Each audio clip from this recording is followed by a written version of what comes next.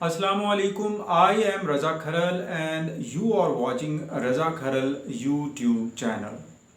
So this channel is dedicated for political discourse so that Pakistan and Pakistanis become aware of their political rights, their social rights, their economic rights and their duties as well.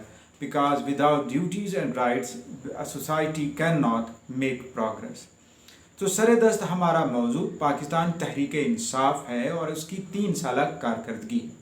Imran Khan گزشتہ 20-25 سالوں سے یعنی 1996 سے جب سے وہ سیاست میں ہیں اور تحریک انصاف قائم ہے تب سے انہوں نے یہ ٹارگٹ بنایا ہوا تھا کہ وہ پاکستان کے اندر گورننس کے سٹائل کو تبدیل کریں گے اور ثابت کریں گے یہ گورننس عوام کے لیے ہے. ان کی پہلی سپیچ جب وہ وزیر اعظم بنے یا ان کی سیاسی جماعت نے کامیابی حاصل کی تو اس میں بھی انہوں نے جو 100 دن کا یا 90 دن کا ایک ٹارگٹ سیٹ کیا تھا اس سے بات واضح نظر آتی تھی کہ وہ کسی ایجنڈے پہ نہیں چلیں گے بلکہ ان کا ایجنڈا بنیادی طور پر عوام کی فلاح ہوگا اور پاکستان میں حقیقی تبدیلی ہوگا. لیکن پاکستان میں یہ حقیقی تبدیلی آ نہیں سکی. ان 3 سالوں میں جو اقدامات عمران خان اور اس کی حکومت نے کیے وہ حقیقی تبدیلی کی طرف کم اور انفرادی اور گروہی طاقت کی طرف زیادہ تھے.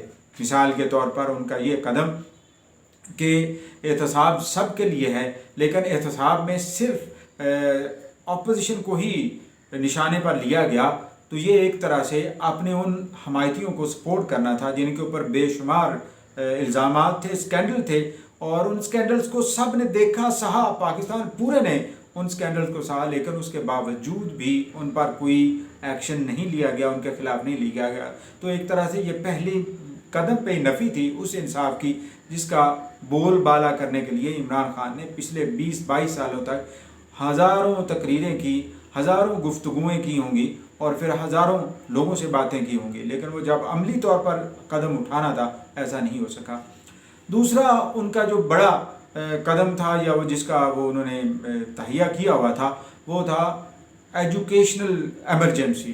کہ وہ کہتے تھے کہ وہ جیسے اقتدار میں آئیں گے تو تعلیمی ایمرجنسی نافذ کریں گے تاکہ تعلیمی نظام میں اتنی بہتری لائی جائے اور اوور نائٹ چینجز کی جائیں کہ پاکستان دنیا کی ان اقوام کے ساتھ کھڑا ہونے میں کامیاب ہو جائے جن کی وہ اکثر مثالیں دیا کرتے تھے یا کرتے ہیں. مثال کے طور پر امریکہ اور کینیڈا اور برطانیہ کی بھی وہ یونیورسٹیاں جہاں سے وہ فارغ التحصیل ہیں وہ کہتے تھے کہ اس طرح کا کرنا ہے تو پھر اوور نائٹ آپ کو کچھ کام کرنا ہوگا، آؤٹ آف دی باکس کرنا ہوگا. لیکن پچھلے 3 سالوں میں ہمیں وہ آؤٹ آف دی باکس نظر نہیں آیا. آج آ کے ابھی چند دن پہلے ایک سٹیپ انہوں نے لیا وہ تھا کریکلم کے حوالے سے یعنی نصاب کے حوالے سے اور نصاب کو یکساں کرنے کے حوالے سے. لیکن اس نصاب کا کانٹینٹ اگر آپ دیکھتے ہیں تو اس میں بے پناہ غلطیاں اور خود تعریفیاں ہیں اور تحریک انصاف کی اپنی تعریفیں بے شمار ہیں. تو کیا اس طرح کا ٹارگٹ کیا تھا عمران خان نے جس میں صرف اپنے ہی کارنامے اپنے ہی چیزوں کو بار بار کہا جائے گا اور جو ریئل ہسٹری آف پاکستان ہے اس کو فوکس نہیں کیا جائے گا؟ یہ دوسری چیز. تیسرا انہوں نے کہا تھا کہ وہ روزگار کے لیے لوگوں کے کام کریں گے اپنی پہلی تقریروں میں بھی اور پھر اس تقریر میں جس میں انہوں نے کہا تھا کہ وہ 1 کروڑ نوکریاں اور پتہ نہیں کیا کام کریں گے. لیکن جب وہ اقتدار میں آئے تو ایسے اقدامات کیے کہ بہت ساری فیکٹریاں بند ہو گئیں، ایسے اقدامات کیے کہ بہت سارے بزنس ہاؤسز بند ہو کر رہ گئے، ایسے اقدامات اور ایسی پالیسیز بنائیں جس سے عوام کو سخت نقصان ہوا، ڈائریکٹ نقصان ہوا. مثال کے طور پر ایک فیکٹری ہی بند ہو گئی تو اس میں کام کرنے والے 1000-2000 مزدور بے روزگار ہو گئے. جو پہلے تھوڑا بہت کما رہے تھے وہ بھی اس سے گئے. یہ ایک اور قدم تھا جو عمران خان کرنا چاہتے تھے لیکن اس کے بالکل الٹ کیا. عمران خان کا ایک یہ مسئلہ بھی سامنے آیا پچھلے 3 سالوں میں کہ ہر وہ کام جو وہ کرنا چاہتے تھے جس کا وہ کہتے تھے اس کے بالکل الٹ قدم انہوں نے اٹھایا. پھر اوپر سے کرونا آ گیا اور کرونا میں عمران خان کی حکومت نے یا آپ یہ کہہ سکتے ہیں کہ فارن فنڈڈ پروجیکٹس نے بہت کام کیا اور اس کے نتیجے میں پاکستان میں اس طرح سے کرونا یا نہیں پھیلا جس طرح سے دوسرے کئی ممالک میں پھیلا. اس کا کریڈٹ تو ہم ان کو دیتے ہیں لیکن ساتھ ہی ساتھ ڈسکریڈٹ یہ ہے کہ پاکستان کی اکانومی ہالٹ ہو کر رہ گئی ہے، آگے بڑھ ہی نہیں پا رہی ہے، اور وہ جو آگے بڑھنا چاہیے تھا، روزگار نکلنے چاہیے تھے، وہ پیدا نہیں ہوئے بلکہ بے روزگاری ہو گئی۔ 35 لاکھ کے قریب لوگ بے روزگار تھے 2018 میں، اب یہ بے روزگاری 35 لاکھ سے کئی گنا بڑھ چکی ہے، کہہ لیں کہ 3-3.5 کروڑ تک پہنچ چکی ہے، اور اس کا بھی آگے کوئی سد باب ہوتا نظر نہیں آ رہا۔ اگر یہی سپیڈ رہی تو یقیناً اس کے اثرات عام لوگوں پر پڑیں گے۔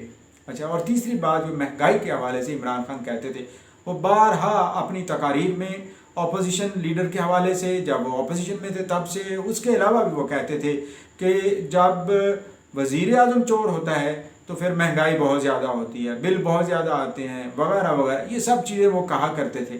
لیکن جب وہ خود وزیر اعظم بنے تو مہنگائی پچھلے 70 سالوں کے مقابلے میں 3 سالوں میں ہی دگنی زیادہ ہو گئی۔ مثال کے طور پر میں اب انسولین لگاتا ہوں، یہ 600 کے قریب تھی 2018 میں، اب یہ 1050 روپے تک پہنچ چکی ہے۔ اسی طرح اور ادویات ہیں، یہ ادویات کی بات ہے۔ اس طرح آپ چینی کو لے لیجئے، 55 روپے سے 105-110 روپے تک پہنچ چکی ہے۔ اس طرح پیٹرولیم پروڈکٹس کو لے چکی ہے، ڈبل ہو چکی ہیں قیمتیں ان کی۔ یہ سب کچھ ہونے کے باوجود بھی عمران خان ابھی تک یہ نہیں بتا رہے کہ کیا انہوں نے سد باب کیا ہے عوام کے مسائل حل کرنے کے لیے۔ عوام کے مسائل حل کرنے کے لیے حقیقت میں انہوں نے سد باب کرنے کی بجائے ان لوگوں کا سد باب کیا یا ان لوگوں کی سپورٹ کی ہے جو ان مسائل کا سبب بن رہے تھے۔ مثال کے طور پر ادویات بڑھائیں، اور جو وزیر ادویات کے بڑھانے میں جس کا نام آ رہا تھا اس کو مزید عہدہ دے دیا۔ اسی طرح چینی کے حوالے سے جن خاندانوں کے نام آ رہے تھے ان خاندانوں میں کو بھی نوازا گیا، اسی طرح ہر طرح نوازا گیا، اور عوام کو ریڈریس، اگر کسی کو سزا اپوزیشن لیڈر کو دی بھی تو اس کے اثرات عوام تک نہیں پہنچے ہیں۔ مثال کے طور پر کسی سے فائن لے کے عوام کے اندر کوئی سبسڈی کر دی ہو، کچھ رعایتیں کر دی ہوں قیمتوں میں، ایسا کچھ نہیں ہوا۔ اب تو حال یہ ہے کہ بہت سارے لوگ جو بڑے ٹیلنٹڈ ہیں لیکن بے روزگاری کے ہاتھوں تنگ ہو کر یاسیت میں، مایوسی میں چلے گئے ہیں، اور کوئی راستہ نظر نہیں آ رہا۔ اور اب جب بھی عمران خان کوئی کہتا ہے کہ وہ یہ ایکشن لینے لگے ہیں تو عمران خان کی اس بات سے لوگ سمجھ جاتے ہیں کہ یہ ایکشن عوام کے خلاف ہی ہوگا، کیونکہ عوام کے لیے کوئی بہتری نہیں ہوگی بلکہ عوام کے لیے کوئی نیا چیلنج ثابت ہوگا یہ ان کا ایکشن۔ اب پتہ نہیں یہ الیکشن کیسے جیتتے ہیں، لیکن حقیقت میں تو یہی ہے کہ ان حالات میں الیکشن تو دور کی بات، یہ کونسل تک نہیں جیت سکتے، کیونکہ جس طرح سے انہوں نے ڈیلیور کیا ہی نہیں ہے۔ بہت سارے میرے انصافی دوست اس بات پہ نالاں ہوں گے، لیکن حقیقت یہی ہے کہ اگر آپ کچھ کما ہی نہیں پا رہے، آپ کا پیٹ خالی ہو چکا ہے اور آپ مسلسل ایک اذیت میں مبتلا ہیں کہ گھر کو کیسے چلایا جائے، معاشرے کو کیسے چلایا جائے، یہ جو توڑ پھوڑ باہر ہو رہی ہے، یہ جو ڈی جنریشن باہر ہو رہی ہے، سڑکیں خستہ حال ہو رہی ہیں، بزنسز تباہ ہو رہے ہیں، ان سب کے ہوتے ہوئے آگے کیسے بڑھا جائے اور عمران کو سپورٹ کیسے جیا جائے، تو یقیناً ان کی انکم کہیں نہ کہیں سے آتی ہے۔ انہیں ضرور سوچنا ہوگا، آخرکار انہوں نے تو بے شک اب فائدہ لے لیا ہوگا، لیکن کیا آنے والی ان کی اپنی نسلیں یہ فائدہ لے پائیں گی؟ کیونکہ یہ مسائل بڑھتے چلے جا رہے ہیں اور یہ پھندا گلے کے ارد گرد آتا چلا جا رہا ہے، جب تک کہ آپ اس کو فورس نہیں کریں گے کہ جو تم نے وعدے کیے تھے وہ پورے کیوں نہیں کیے، کیا وجہ ہے کہ وہ وعدے پورے نہیں ہوئے ہیں، اور کون ذمہ دار ہے، جو ذمہ داروں کے خلاف ایکشن کیوں نہیں لیتے ہو۔ جب ایکشن کی بات آتی ہے تو کمیشن بنا دیتا ہے، اور جب کمیشن کوئی فیصلہ کرتا ہے اس پر عمل نہیں ہوتا، اور اول تو کمیشن فیصلہ ہی نہیں کرتا، اتنا لمبا ہو جاتا ہے، اور یہ سب کچھ ہوتے ہوئے پھر امید رکھنا کہ یہ پاکستان بہت ترقی کرے گا تو بہت مشکل ہے۔ اب ہم احمقوں کی جنت میں کیسے رہیں؟ Thank you.